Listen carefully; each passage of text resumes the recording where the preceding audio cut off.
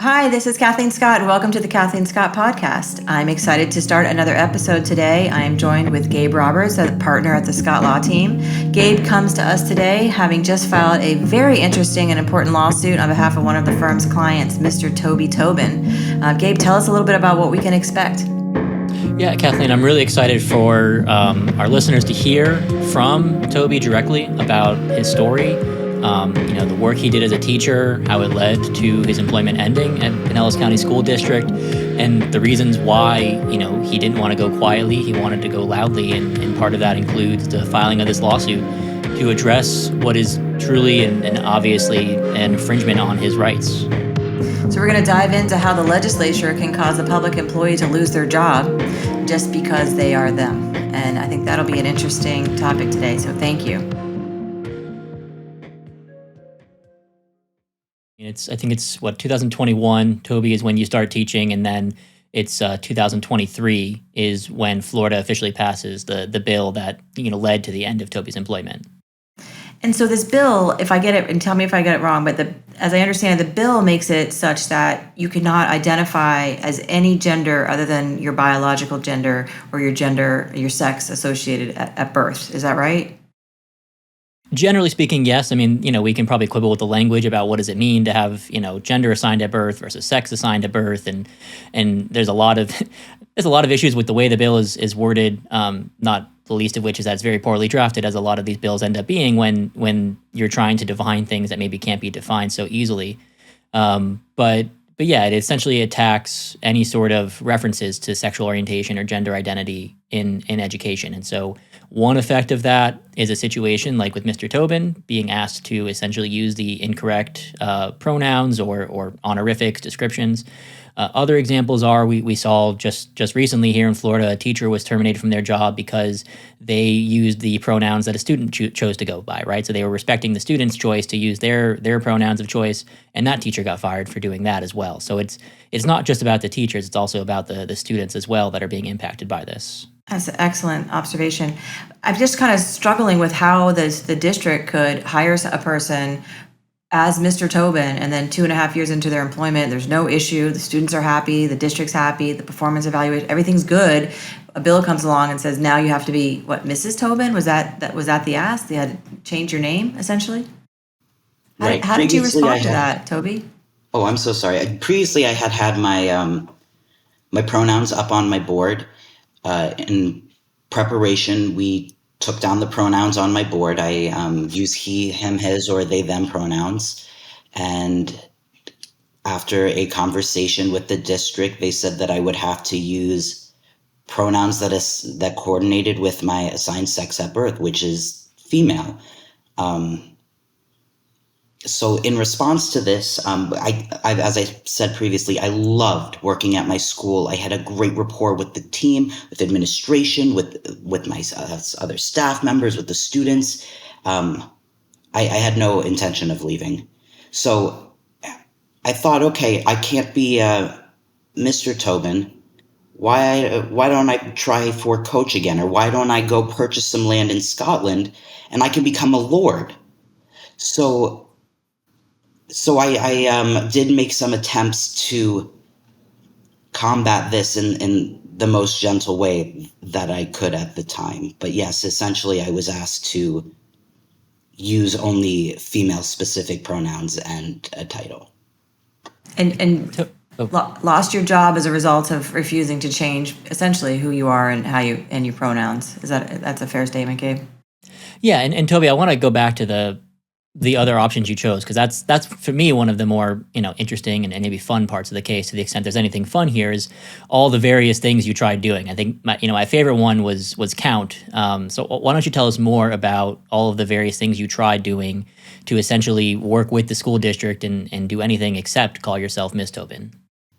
After proposing that I be Lord Tobin, and my administration said no, I did not give up. The next thing I thought of was a friend of mine who had actually married my wife and I became a minister through the Universal Life Church. And I thought, okay, that's gender neutral. Let's try that one. So I couldn't be a minister after I proposed that, but I am also now Minister Toby Tobin as well as Lord Toby Tobin. And then I found a isolated country off the coast of the United Kingdom called the Principality of Sealand. And I became a count with them, which I thought would be hysterical because I taught math and science. That's like perfect. How Sesame Street is that? I know. So, The number of the day. That's what I'm thinking as you tell this story. exactly. Like that's so fun for a math teacher to be Count Tobin. However, Count Tobin was also not deemed appropriate for the classroom, and I started to realize it didn't matter, Count, Lord, Minister. If it wasn't Mrs., it wasn't going to be it. So I was essentially constructively discharged. Wow. So I imagine the journey of how you got to where you are is probably a pretty good story as well. So tell us a little bit about yourself, Toby. How did you get to become a fifth grade math teacher? And what was your journey like, your personal journey to get there? I didn't actually know I was going to be a teacher. I spent most of my teenage years and early 20s in teaching positions. I taught children with exceptionalities and neurodiverse needs how to swim for 10 years. And that was one of my most favorite things that I did. And my dad suggested, why don't you go be a teacher? And I said, that's a great idea. So I studied at the University of South Florida, St. Petersburg, ended up getting my degree in teaching, and ended up in the classroom in Pinellas County. And even now I am still teaching high needs special education in the Northeast. And this has been the absolute best. I love this population of kids. They are tremendous people, and it's just what I'm meant to be doing. And can you share with us how old you were when you first started thinking about transitioning? Yeah, absolutely. I began my social transition when I was 18. Prior to that, I had started slowly coming out as transgender socially when I was around 14 years old. I began identifying as queer. And when I was 18, I socially changed my name to Toby, and then began the process of medically transitioning and getting the paperwork that coincides with that. It couldn't have been easy to be going through that in your 20s at the same time you're going to college and becoming a teacher and working. I'm imagining that Pinellas County may not be the most open-minded location. I don't want to judge, but having gone to law school not that far from there, I think I could speak a little bit with some experience. Maybe not the most liberal of places to be going through a life situation like that. Right. I was very fortunate. I have the most amazing partner and the most amazing parents who have been so supportive and kind and have created just this incredible support group that has helped me feel comfortable.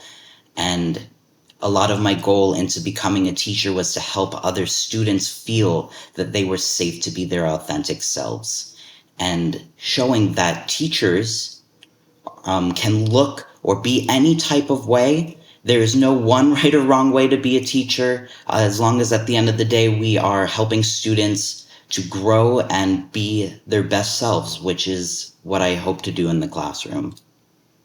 Such an admirable goal. How did your students react to learning of your separation from the school district? So I was there during the summer, and I had they do like a summer bridge program in which students get to kind of meet their teachers that they'll have the next year. And so I was working with a lot of the children that I was going to have for the previous year. And of course, I spent a lot of time, even the year prior, building rapport with all of the students, right? When you're a teacher at an elementary school, it's about building a community. And so I spent a lot of time working on building that community, not just with my class, but the other fifth grade classes and the fourth grade students. And so when I was not there in the fall for my rising fifth graders, I received a lot of texts and phone calls from teachers at the school saying that they had kids that were crying and upset and didn't understand what was going on. And of course, nobody was talking about, why is Mr. Tobin gone?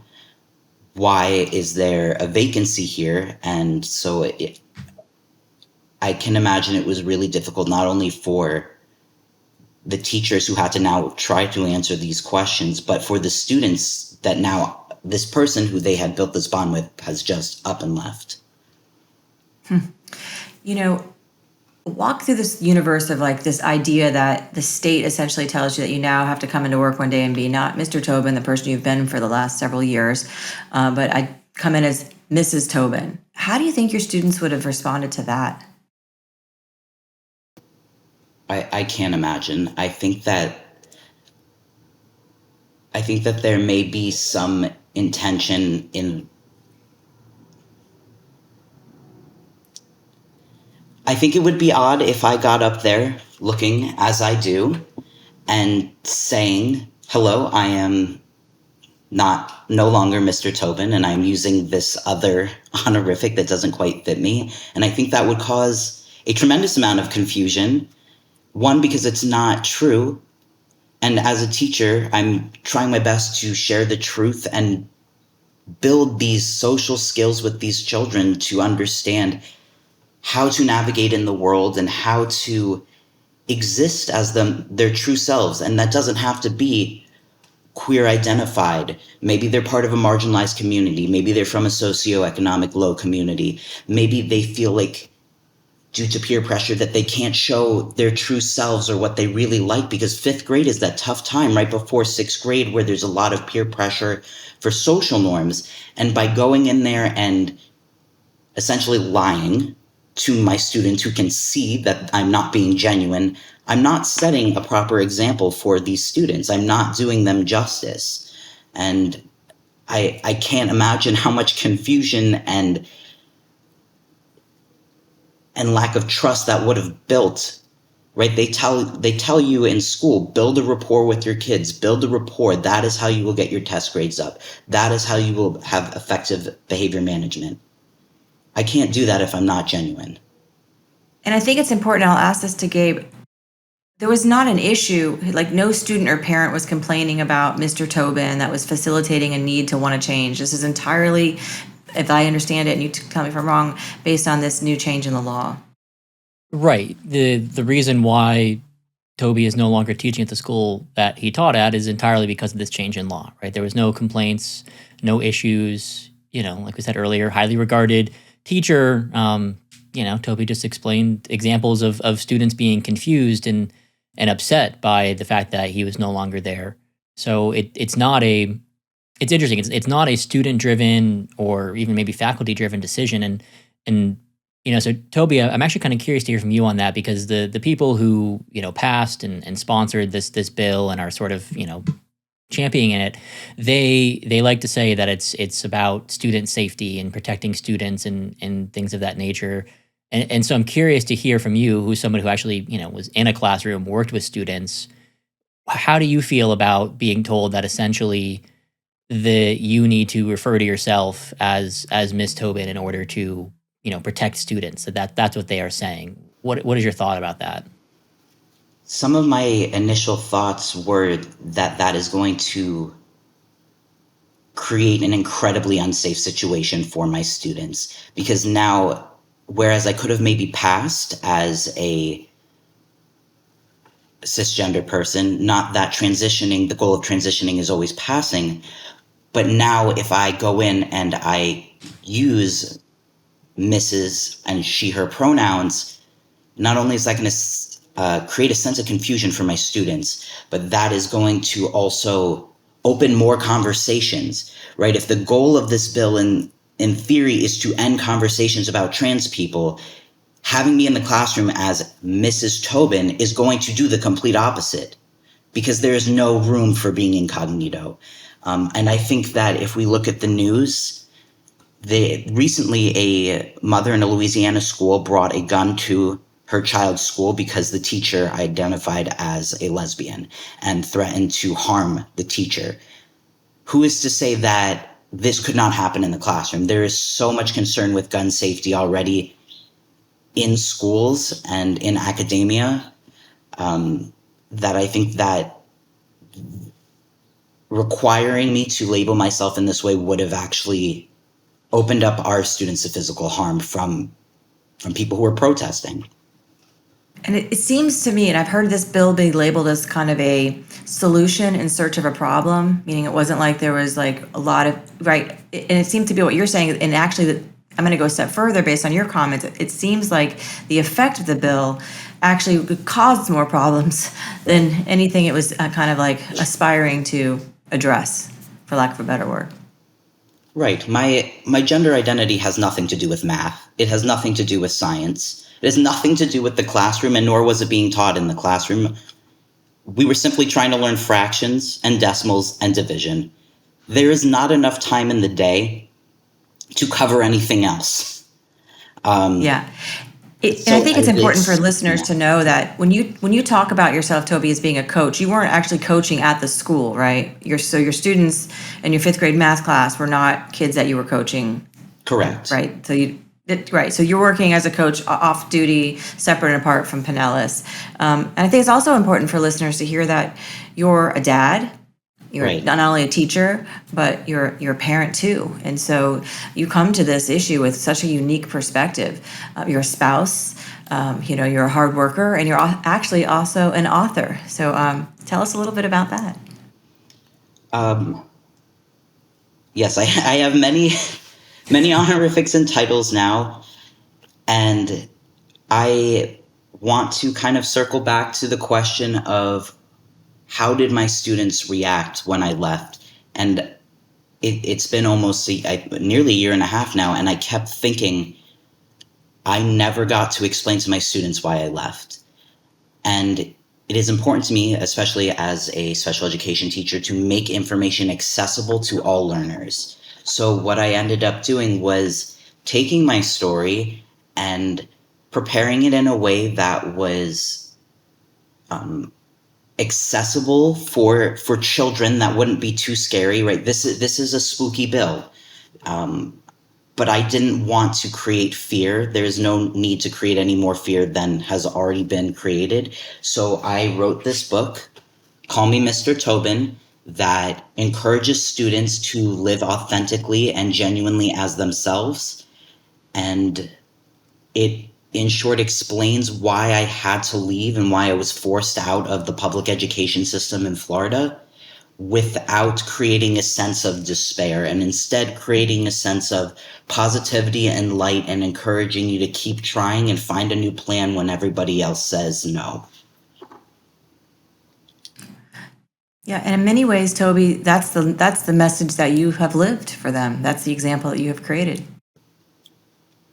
Right. It's good for you. I think it's so important.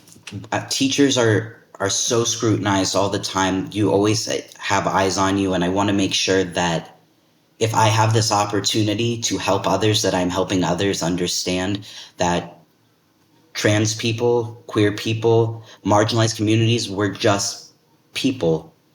We're fathers, we're parents, we're siblings, we have jobs, we communicate, we contribute to society, and we're not trying to do anything other than live genuine lives and help in any way we can.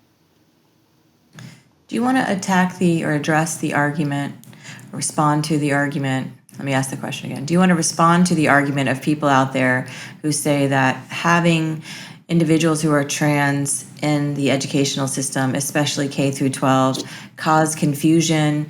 It might encourage other people to consider trans or becoming, exploring other types of sexuality, and that's somehow a bad thing. So I want to give you an opportunity to respond, because I hear that a lot, right? I have a group of friends, teachers, who say, well, it can be very confusing when you're a young person and people want to model the behavior of their teacher. I have a lot of inspiration from what you just said about being truly, authentically you. But I also want to give you a chance to respond to the others out there that might say, well, but being truly, authentically you might then encourage a kid who may be thinking about their sexuality to explore that. I think being trans is not something that we can actively choose to do. This is not an easy path. I would not actively choose to be constantly stigmatized and scrutinized and viewed under public light in a difficult way.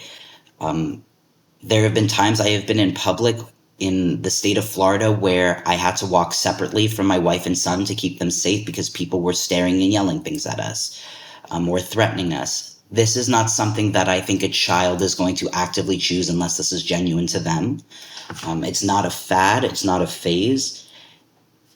And so I think it's no different than having a cisgender male teacher or a Hispanic teacher or a Jewish teacher or anyone who is not a typically represented teacher in media. We don't choose these identities. The identities are part of who we are. And there wasn't a time in the classroom that I ever had a student come up to me to tell me that they had decided they wanted to transition or be queer because I was there. There wasn't a time that my gender identity actively distracted my students from completing their ratios. There were times when a student would potentially misgender me in the class, and before I could even say something, a student sitting 3 people down from them would correct them, and then we would all move on, and it took maybe 3 seconds. Even now, as I teach in special education, I have students who don't actually understand what pronouns are, so they misgender people all the time just because they don't understand what is a pronoun. And we've created such a stigma behind this word pronoun, but in actuality, most people use pronouns, right? We use pronouns to describe animals. I have a cat who is a boy. He is a pronoun. My dad is my dad. He is my dad. My wife identifies as female. She is a girl. So pronouns aren't this spooky thing. It's just a part of English language arts. It's an excellent point.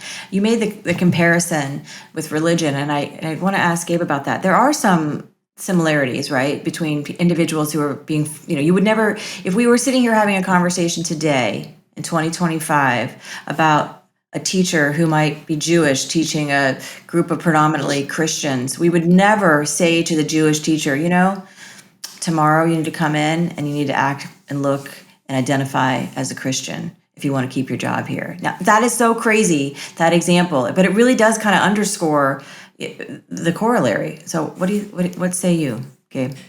Yeah, it gets to the fact that this, as a country, as a world, but as a country, we have a long history of discrimination, right? And what is being discriminated against, what's a marginalized community, changes over time, right? My family is of an Irish Scottish background. If you go back far enough in time, you'll find when we were the ones who were being discriminated against. But now that would be a ridiculous thing to say now, at least in the United States. And so it's this sort of changing with the times of there unfortunately are always marginalized communities, and who is being discriminated against changes over time. And so that is helpful to put it in that context of this is sort of I don't want to say the next group, so to speak, but people have moved on from what country you immigrated from, to what religion you are, to now your sexuality or your gender identity. And we see that in the law, right? We deal with this, and in practice, it changes what claims you can or can't have, right? A case like this case here, there's parts of it that would have been illegal, going back from a very long time, right? The First Amendment to the Constitution has existed for a while, but there's other parts of this case, the employment-related cases involving Title VII, that this type of claim wouldn't have been actionable until just a few years ago, when Justice Gorsuch, of all people, wrote the opinion in Bostock that extended Title VII to include gender identity and sexual orientation. And so that just shows you that the idea of this being something that people discriminate against is somehow a relatively modern idea, as our country changes from one group to another, so to speak. Yeah, and I don't think there's any data that would suggest that when a Jewish teacher teaches math, that more people end up wanting to be Jewish at the end of the class. And so I do think, when you say it in those terms and you think about that, it's an excellent history, you can really see how there's a bit of ridiculousness going on. And so maybe that perspective will help people out there kind of remember where we came from, where we were, and some of the things that we may not be proud of as a country in our history. And let's hope that this doesn't become the next example of that, how not to do it. I agree that I think there is something to be said that people recognize that teachers have the ability to shape children and student and people lives, right? And I think that is a base of a fear, is what will happen if this person who is different than I expected them to be shapes my child in a way that I don't expect. But instead of focusing on the aspect of me, which is my gender identity, there are so many other parts of me, right? I'm creative. I'm always going to advocate for my students. I care about safety. I care about people, how students are as people, not just as students, building connections. I have a family. I enjoy going out and swimming and going to the movies and going on nature walks. And I'm in the classroom trying to create a safe space for people who maybe don't always feel safe. And so those are the things that are important about being a teacher. If you can help a student feel as though they are successful and growing and learning and have room to make mistakes, that's what's important, not whether or not I am part of the queer community. When you had to tell your family, Toby, that you were terminated from the district, how hard was that for you? It was pretty devastating. This had been something coming into my career as a teacher that we were very proud that I had chosen this path, and this is what I've been doing and been doing a great job at it. As I am the main provider for our family, I no longer had means to take care of my family. So we actually had to make the decision, or we were forcibly made to make the decision for me to keep providing for my family to leave the state of Florida. So in the span of a month, we packed up everything and we got out. And we have relocated to the Northeast, where I'm continuing to teach, but the effect that this has had long-term on my family is ineffable. I can't even describe how it has been to be isolated without my friends and family who are still in Florida. I'm very fortunate to have the love and support of my wife and son here with me. If your students were listening now, is there a message or anything you want to be able to say to them? To all of my students who have ever been with me, I want to tell you that I'm so proud of you. I know you're all doing amazing things, and to keep just being your amazing selves. And I think that's it. I know they're all doing great things. I am proud to have taught everyone that I have. It's remarkable how still inspiring you are and not bitter and angry. It's really impressive, Toby. It's a great inspiration for everyone. Gabe, what happens next now with the lawsuit? What's the future look like moving forward? We'll see, to use the lawyer answer. So we filed the complaint this week. It's out for service, and I imagine that the school district and the state they're going to respond aggressively and move to have it thrown out or dismissed or whatever they can do to have this case not go forward. Obviously we feel very strongly that won't be successful. But this will be a difficult and potentially lengthy litigation, just given the institutions that we are going against. Given where things are in our country and our state currently politically. And it's too early to tell exactly what will end up happening, but we fully expect this to be a case that, winds through the court system and may go all the way to higher levels, whether it's an appellate court that has to rule on some of the issues here, or to a trial where, Toby will get a chance to sit in front of a jury of his peers and explain his story to them like he's done to us today, and give a chance for a jury to say to the state, we don't want this, right? We here in the state of Florida, we don't want you to be doing this. We want teachers in the classroom who are good teachers. We don't care about all of this other stuff that's frankly irrelevant to their abilities as a teacher. So, hopefully we get that chance. Thanks so much. And thanks so much, Toby, for joining us today on the Cathleen Scott podcast. Mr. Gabe Roberts, your lawyer. It's just so great to hear the story and the motivational thoughts that go to it. So we really thank you, and we want to wish you the best of luck in your pursuit and justice, whatever that looks like. It's a little different for everyone. And so just want to thank you. And if there's anything you want to say in closing remarks, please do so. Anything I didn't ask you want me to ask about? Anything you want to say that we didn't talk about?